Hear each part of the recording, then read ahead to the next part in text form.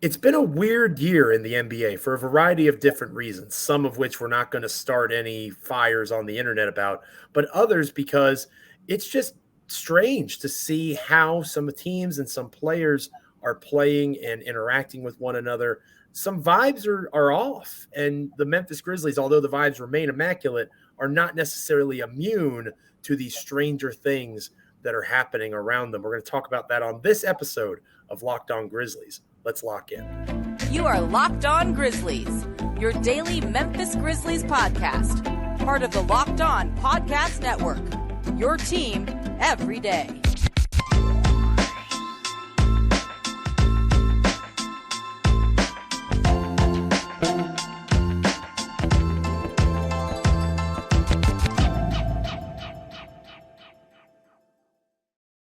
Welcome to Locked On Grizzlies, your team every day, part of the Locked On Podcast Network. We are free and available wherever you get podcasts, Stitcher, Spotify, Apple Podcasts, literally anywhere. We're on YouTube as well. Rate, review, subscribe.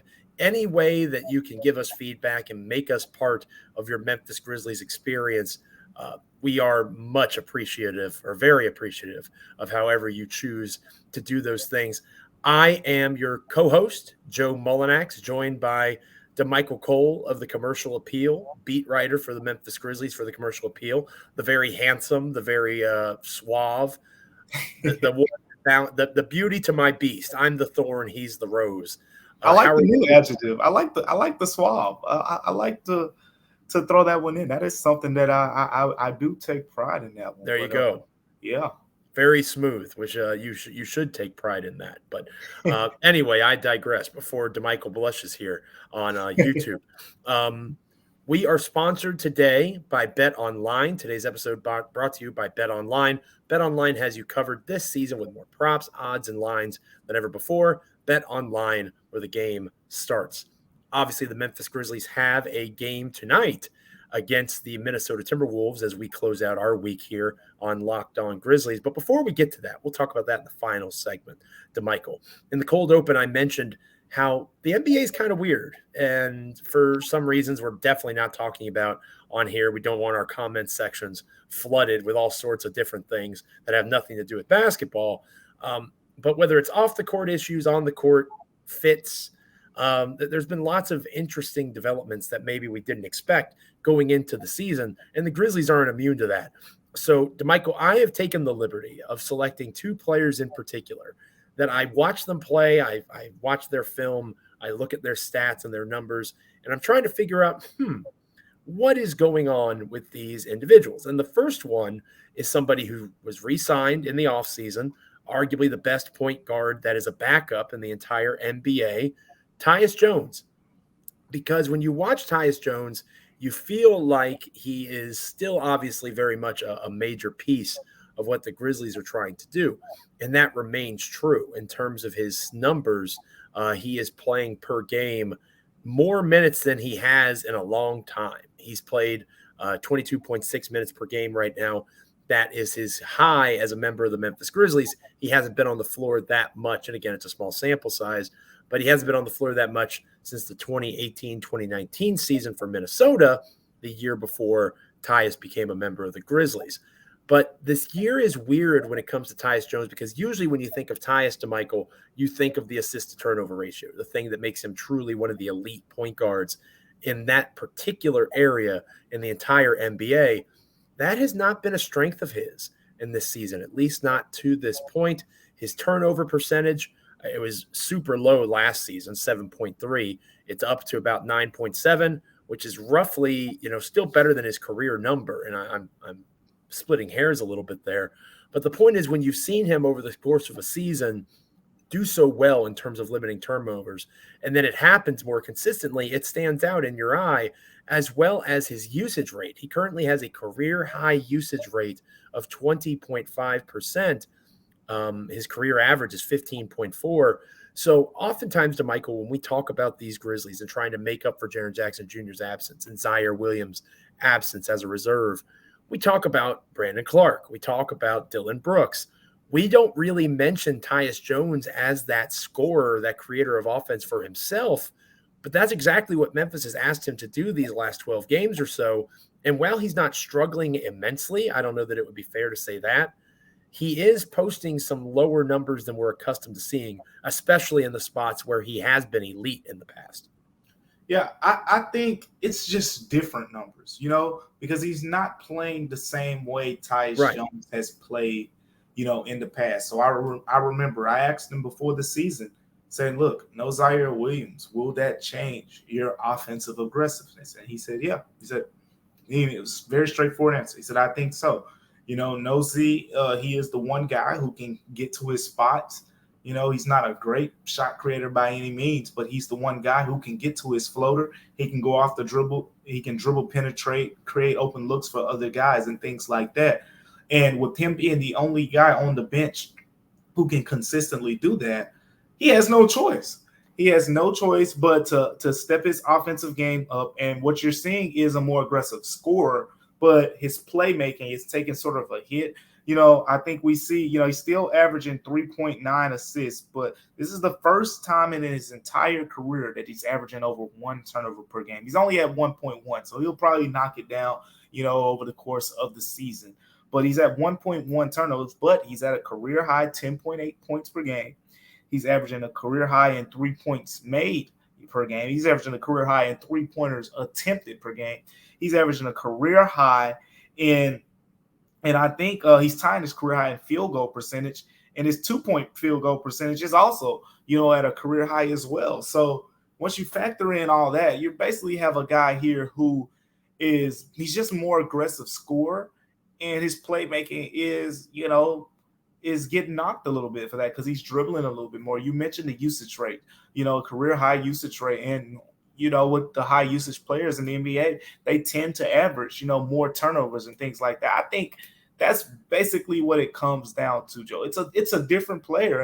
And you know what? When Zaire comes back and the bench kind of, settles in, I think we'll see his offensive scoring numbers go down a little bit more. And that guy who takes care of the ball and is, a little more, careful. But right now he has to be this aggressive guy to make this thing work. And for the record, I want to make sure I make it clear before I get yelled at in the comments. Stranger things being the theme, stranger things that we're noticing, doesn't necessarily mean bad. Right? Sometimes it's okay to get a little bit weird. It's okay to get a little bit crazy, a little bit funky, mix things up a bit. It's just different, right? It's just different. And you make an important point about that's what the Grizzlies need him to do right now.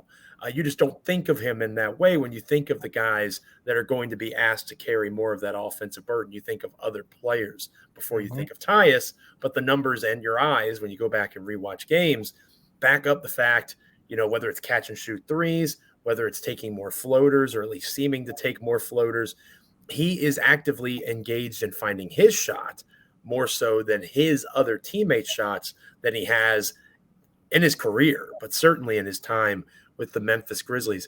Damichael, you make a very important point as well. This isn't going to be forever, right? Eventually the team will be healthy. Hopefully in a month or so, you've got both Zaire and Jaren back, and you're looking at a reality where Tyus will have more comfortability in terms of being able to play the style of play that he's most accustomed to. But the Grizzlies need him to be this guy right now, and he's doing a pretty solid job of it. So it's not necessarily that he's playing poorly. It's just that he's doing things that we're not accustomed to seeing. Yeah, it's that simple. This is a guy who has led the NBA in assist to turnover ratio by wide margins, in a couple of the years. And I think he's done it 4 consecutive seasons now. And he's led, by a wide margin a couple times. And, that's just who we know him as. There was last season, you saw him pick his spots as a scorer. And think about last year when people would say, are we going to see that Ja Morant, Tyus Jones lineup? And we barely saw it throughout the season. We've seen Ja Morant and Tyus Jones on the floor together pretty much in every game that they've played together this season. So factoring in that, you're getting more Ja Tyus lineups. And, he's playing off the ball more with Ja. You look at the very first game of the season, Ja Morant's on the ball. He's driving to the basket. And Tyus Jones, catch and shoot opportunity, knocks down the shot against the Knicks, which proves to be the dagger in overtime. He's getting a lot more situations like that. We haven't seen Tyus Jones in a lot of spot-up situations in the past, and that's why he's averaging over 4 3-point attempts per game and things like that. So it's a bit of a different role, And that's why it's strange. We're used to this guy just being this careful playmaker who gets guys involved and treats the ball like it's this, his newborn baby. Hasn't been able to do that as much of late. So Tyus Jones, again, not necessarily bad, just strange, just different. Strange isn't always bad. For the person that we're going to talk about in our next segment, strange can be bad at times. And, he's a player who it's strange what his fit is, not just in terms of the current rotation, but once the team is indeed healthy. We'll talk more about him in our next segment. But before we get to that, this episode of Locked On Grizzlies is brought to you by BetOnline.net, your number one source for sports betting info, stats, news, and analysis. You can get the latest odds at BetOnline.net. You can go ahead and really just inform yourself about every professional and amateur league out there, from football to basketball, soccer, esports. BetOnline.net has it all. And if you love sports podcasts, you can find those on BetOnline as well. We are always the fastest and easiest way to get your betting fix at BetOnline. Head to the website today or use your mobile device to learn more. BetOnline, where the game starts. In the previous segment, Damichael, we talked about Tyus Jones. Again, not necessarily being bad, just being different in terms of being asked to be a scorer first and not really be in his comfort zone as that assist turnover maestro that we've come so accustomed to knowing.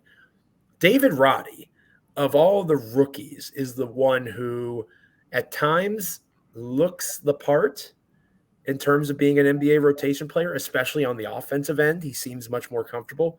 And then other times defensively, he looks completely lost. That really kind of shines through in his on-off numbers, plus minus per 100 possession, according to Basketball Reference. The team is 18.1 points worse when he's on the floor compared to when he's not. Or when he's on the floor, the Grizzlies are a minus 10.3, which is, Memphis is 18 points better with Roddy not out there. So his defensive issues, he looks lost at times. Rotations are something that he struggles with.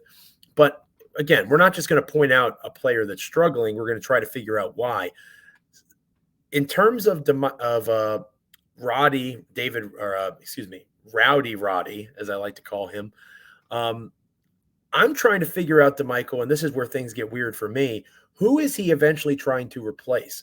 Because in terms of where he's playing right now as a combo forward, he looks like a guy that is trying to fit in terms of what Kyle Anderson brought to the team as that combo forward over these last couple of seasons. But at the same time, when you see Zaire Williams return, who is not that kind of player, you would imagine that Roddy will be the one that loses minutes. Jake LaRavia, the other first-round rookie, has shown more promise to this point. If anybody's going to be in the rotation still that's a rookie, it probably will be LaRavia. So David Roddy probably on the outside looking in here in the next month or so as the team's roster gets healthy. But it's strange to me, Damichael, watching him, obviously Dylan Brooks hasn't been extended yet. Is Roddy a potential replacement for him? Obviously LaRavia could be as well. I'm just trying to get a feel for what Roddy is able to do. He seems like a jack of all trades, master of none at this point, and his shooting numbers are struggling, that sort of stuff. That will come with time. And as we've mentioned multiple times on this show, Zaire Williams was a very poor rotation player, and obviously he had a much stronger second half to his rookie campaign. There's still plenty of time for Roddy, but I'm just trying to figure out what the heck he is for the Grizzlies in this era of positionless basketball. He seems to truly not have a position at his size, his frame. He can do a little bit of everything, but is that stretching him too thin right now? That's the problem. That he's playing too many positions and this whole versatility thing, which is important. But I'm of the old school mentality when it comes to this. You start a guy off, you play him in a position, and then you build out the versatility. I think what's happening here is this isn't the situation I thought he would be in when he was drafted. So let's rewind here. Let's rewind. David Roddy gets drafted. The intro press conference, he's talking, Taylor Jenkins talking, Zach Kleiman are talking. And here are some of the things I remember being said. Taylor Jenkins mentioned just the possibility of how creative they can get with David Roddy because of his size and potentially using a small ball 5 lineup. We haven't seen that in the preseason. We haven't seen it. We're definitely not going to see it in the regular season at this point. But small ball 5 David Roddy has not been a thing. Why? I don't know. Because if you go back to the collegiate tape of him, when he played small ball 5 at Colorado State, they punished teams. That's another area where I feel like the Grizzlies aren't taking advantage right now of his best strengths. Still going back to the intro press conference, when the rookies were introduced. I asked David Roddy, I said, where are you most comfortable? On the wing or in the post? Now, of course, a rookie is going to say, I can play both, right? He did say he can play both, but he did say that he's more comfortable playing in the post. I think that's super telling. We have seen him play the 4, but even when he is playing the 4, he isn't necessarily playing in the post.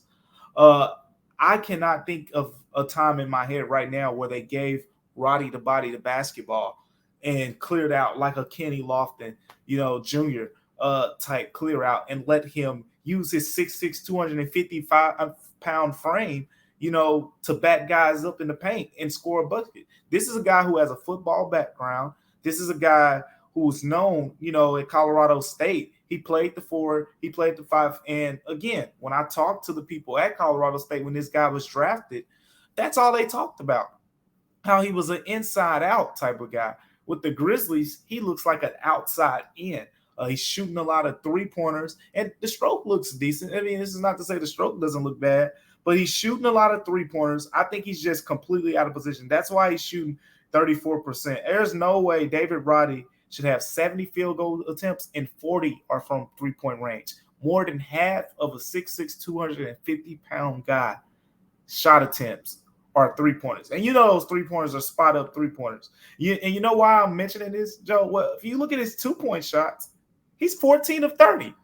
It's not the greatest number in the world, but imagine if you say, you know what, David Roddy, let's do some pick and rolls where we, hit some dudes and roll to the basket with that 6'6", 250-pound frame like he did at Colorado State. Let's give it to him in the post on the block a little bit. Let him use that, when he goes against those small ball 4s, he's 250 pounds, Joe.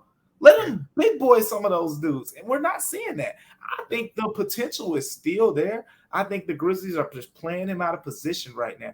Jake LaRavia, the reason he's thriving is because he's not being asked to go sit in the post and bang against, Anthony Davis and players like that. He's not being put in that situation. That's basically what David Roddy is being put in a situation right now. Jake LaRavia is playing a position more comparable to what he's comfortable at. David Roddy, not so much. David Roddy needs to play more at the 5. And I on Twitter recently, and you don't have to echo this, Damichael. Again, you're on the ground there. I'll be the guy that says it out loud. I'm good with not seeing Xavier Tillman play again. We had talked about how he needs to become more versatile. That hasn't happened. He's essentially the same player now that he was at Michigan State, you can argue. So I'm good in terms of X being one of the guys that falls out of the rotation. David Roddy's going to be here. He's under team control for the next few years. I see PJ Tucker when I look at David Roddy in terms of that small ball 5 that can defend bigs, can go out on the perimeter. And watching his tape at Colorado State, you're exactly right. That is something that they had success with, and he was a major reason for that. David Roddy creating off the dribble against another center, that looks a hell of a lot better than David Roddy. Half the time he's playing at the 3 position traditionally, and he's just not that level of athlete. He doesn't have that capacity. The further down he goes the front court, the more impressive of an athlete he is. You use the football example. It's like taking a linebacker who may not, or a running back who may not be the best athlete at the Division I level as a linebacker or running back, and moving them to guard or moving them to a position on the offensive line or defensive end. Their athleticism was not as impressive in that one position group, but you move them into a different space and it just aligns more cleanly. I think Roddy can play the 5, and I would like to see that more even moving forward when everybody's healthy. It doesn't have to be on a night-by-night basis. It can be because of the depth the team has, random opportunities when things come available. And especially when he goes down to the Memphis Hustle, imagine a Lofton Jr., David Roddy front court down there in South Haven. Lots of beef for folks to enjoy if those two guys get a chance to play together, which I think they will. Again, when the team is healthy, Roddy almost certainly will be out of the rotation. But for the here and now, over the next few weeks, I want to see him play in the front court more and play to his strengths more. It's kind of strange that he hasn't had a chance to do that to this point. Thank you for making Locked On Grizzlies your first listen today. For your next listen, check out the Locked On Sports Today podcast, the biggest stories of the day, plus instant reactions, big game recaps, and the take of the day. Locked On Sports Today, is available on the Odyssey app, YouTube, and wherever you get podcasts. When we come back, Damichael and I are going to break down a team outside of the Grizzlies sphere that has a lot of stranger things happening to them at the moment. You're listening to Locked On Grizzlies. Don't go anywhere. Welcome back to Locked On Grizzlies. Damichael, the Grizzlies are playing a team tonight in the Minnesota Timberwolves. You want to talk about stranger things. This is a squad who gave the Memphis Grizzlies all they could handle in the first round of the playoffs. They deserve a lot of credit for that. You could argue that Minnesota defended Ja Morant last season better than anybody did and made his life more difficult than anybody did. And they went out and got Rudy Gobert, which in theory, right, Rudy Gobert, one of the best defensive players of this generation of players. Again, that's not hyperbole. That's not me sucking up to Rudy Gobert. He's won multiple Defensive Player of the Year trophies. He is the Stifle Tower. He is an impressive specimen defensively. Forget the playoff stuff. Just in terms of regular season success, there were lots of smart people saying that Minnesota could be a top 4 or 5 seed in the Western Conference. They don't look like that right now. They have all sorts of issues. That starting 5 that was supposed to be so dominant is one of the worst 5-man rotations in the NBA. It's still November, right? It's Veterans Day. Shout out to veterans everywhere. Thank you for your service. So we still have a lot of basketball to play, but the Minnesota Timberwolves don't look great right now, and that is strange in and of itself because the last time the Memphis Grizzlies saw the Minnesota Timberwolves, they were a team that, oh my gosh, the Grizzlies get upset by this Minnesota squad. Memphis obviously survived that series, but you fast forward 6 months and the Memphis Grizzlies are still ascending while the Timberwolves are, treading water might be a nice way to put it. They might be drowning if things continue this way over the next month or so. Yeah. It's a classic. These two teams, I think there's a case of like patience and impatience that we see here. Because if you go to the postseason last season, the Grizzlies win it in 6 games, right? But there's an argument that can be made that, hey, if they ran that back, the Timberwolves probably could win the series. Because the Timberwolves blew, 3 fourth-quarter double-digit leads in one series? So once you factor all that in, why didn't the Timberwolves just say, hey, let's just add a couple bench depth pieces here, a little quality around the edges, get a couple nice veterans, and let's go run this thing back. And Kyle Anderson, for example. But no, they got greedy. And you know what the Grizzlies did? The Grizzlies did the exact opposite. In some ways, not saying that people wanted the Grizzlies to make a move for Rudy Gobert, but yeah, just for the record, I'm shaking my head violently on YouTube. I know I'm one of the ones that wanted to move, not necessarily for Rudy Gobert. A big move, right? Right. Yeah. Well, and Rudy Gobert, they gave up 5 first-round draft picks or pick swaps? That's a pretty big move. Yeah, they mortgaged their future on a center, which I don't understand that in the modern NBA. But anyways, they put themselves in a tough position. And now you have Anthony Edwards complaining about spacing. You have D'Angelo Russell just not looking like anywhere close to an all-star player right now. And then you have Jaden McDaniels as your starting 3. And in theory, he was a good player on last year's team, but he came off the bench in a much smaller role. Now you're asking him to be a starting 3-man sandwiched between players who just don't fit well together. He's a great defender, though, by the way. So all that said is, to the contrary, you have the Grizzlies who some people felt, they were too lackadaisical this offseason. Didn't go out and go get a free agent. Didn't make a big trade, swinging for guys. The one guy they did trade for is a guy who's not going to be available for X amount of time in Danny Green. So you're seeing the contrast in off seasons. And right now you have a Grizzlies team 8-4. I think the Timberwolves, they're struggling. I think they're 5-7, if I'm not mistaken. So patience, Joe. I think patience is the big lesson that we learn from these teams. But then again, the Timberwolves do have a lot of talent. And I will say this, as bad as their start to the season has been, because, they have a lot of offensive issues, I still think they are one of the teams. I mean, they're huge. Ja Morant loves to get in the paint and score. Try getting in the paint where you got Anthony Edwards, Jaden McDaniels, who's 6'10" with long arms, Karl Anthony Towns, who we saw hold his own against Ja Morant in the paint last season. And then, just a, 3-time defensive player of the year? No. So I still think they're very equipped to contain Ja Morant. But even if that's the case, they have to score some way, shape, or form. And I don't know how Minnesota is scoring when you have Anthony Edwards complaining about playing with the two big giants. It's not going great for them right now. And I do think that you make a great point about McDaniels. I would argue that the Timberwolves are experiencing something like what the Grizzlies are experiencing, but it's just of Minnesota's own design. They did it to themselves. McDaniels is probably a 4 in terms of him being in the most successful part. He's got a lanky body, but like you said, he's 6'10" as a stretch 4. He makes a lot of sense. Karl Anthony Towns, a lot has been made about him being a center, being a 5. Can he play the 4? Well, we're finding out right now on a small sample size that maybe alongside Rudy Gobert, he can't, or at least not as well as he could play the 5.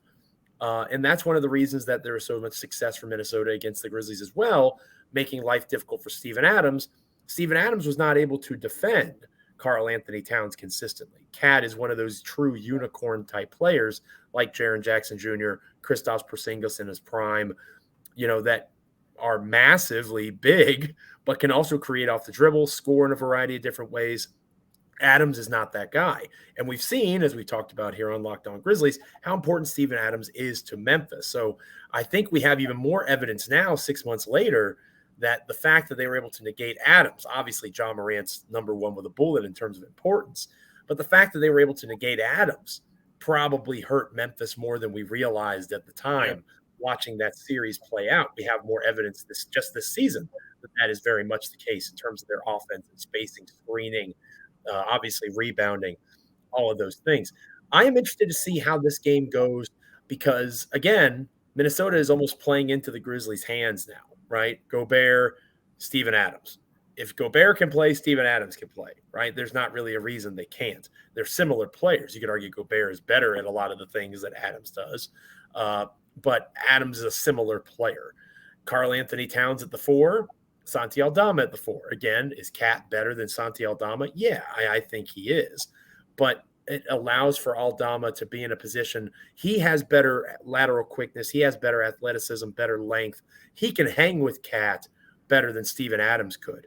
So it almost puts the Grizzlies in a spot where they align and fit better with the Timberwolves, who were a major matchup problem for them in the past.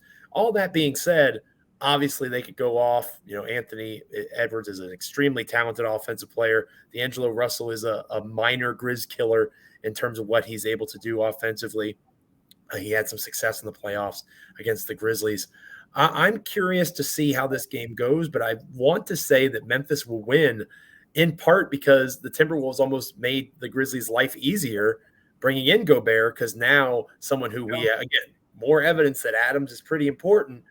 They're less likely to go to that Cat at the 5, Jaden McDaniels at the 4 lineup that would give Memphis fits.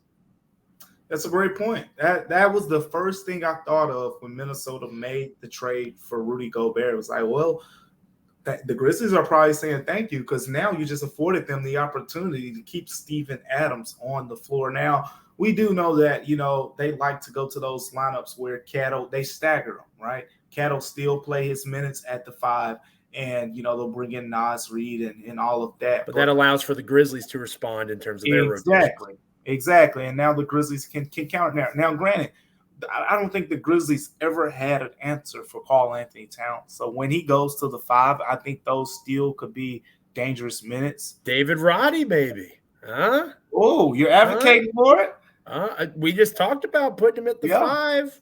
Why not? Why not give it a shot in this game? Roddy the body, 250 pounds. Yeah, I'm not against it. Throw some beef at Cat. I'm not against it. Now, I would have think that Taylor Jenkins he loves X and X started I think the last 3 games of the series against the Timberwolves and things like that. So he's the one who could possibly factor in. Brandon Clark, we saw him get a lot of playing time in that series. And by the way, he thrived. Against the Timberwolves. Brandon had a great series against Minnesota. Had a great series. Desmond Bane had a great series, but at the end of the day, I think this is one of those games where the Grizzlies defense has a chance to really, do some damage here. The Timberwolves are struggling outside of, just having talent on the offensive end. That's the only way, they're being able to really score right now. And still a great rebounding team, so they can create second opportunities. Again, they have 2 huge guys, but they need structure. And an evidence to that, as I was just doing some film stuff and reading about this Timberwolves teams, they are actually the number 1 most efficient offense in ATOs right now. So out of timeouts, they're scoring at a pretty high clip.